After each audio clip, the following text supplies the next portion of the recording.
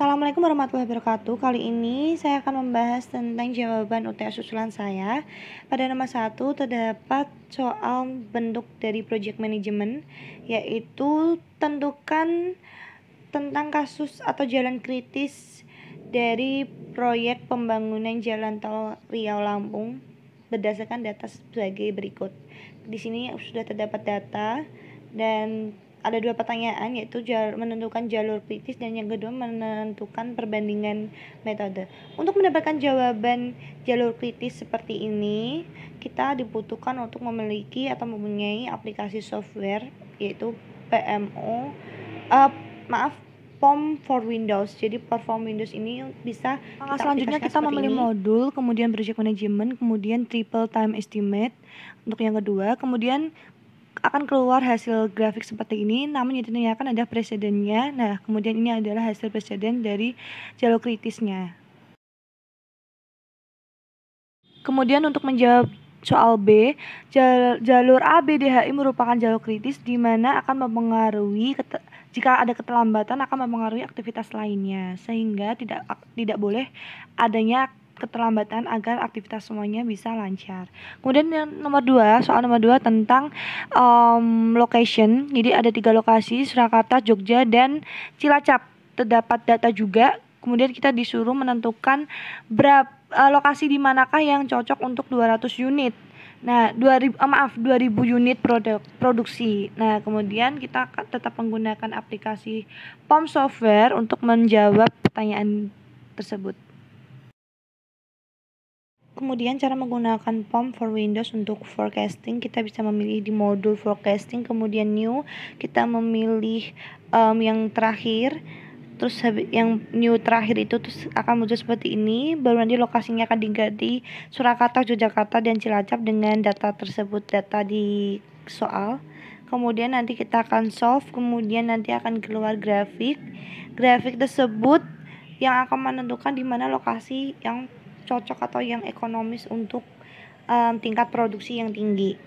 Jadi kesimpulannya, untuk 2000 unit per tahun perusahaan dapat menaruh lokasi di Surakarta atau Cilacap karena kedua kota tersebut saling bertemu di titik yang sama. Kemudian untuk yang 500 unit per tahun bisa ditaruh di kota Surakarta karena di kota Surakarta menjadi titik pertama yang ditentukan atau dihitung. Jadi untuk mendapatkan 500 unit per tahun, perusahaan bisa menaruhnya di kota Surakarta. Kemudian untuk soal yang nomor 3 itu merupakan forecasting, contoh soal untuk forecasting. Mari kita simak, ini ada data yang berbentuk tabel ya.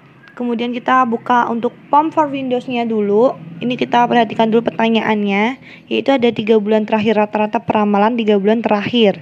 Nah, untuk mencarinya kita membutuhkan software POM for Windows. Ya, kita ambil yang forecasting, kemudian new, kemudian kita ambil time series analysis. Kemudian setelah muncul seperti ini, kita ubah demand-nya. Setelah kita ubah demand-nya, kita solve. Ya, kita solve, kemudian akan keluar hasilnya, dan setelah itu akan keluar next periode. Sebelum kita solve, kita memilih metode, yaitu metode moving average untuk menentukan hasil yang akurat. Sedangkan untuk menentukan hasil yang tidak akurat, kita memilih untuk naive method. Nah, untuk menjawab pertanyaan yang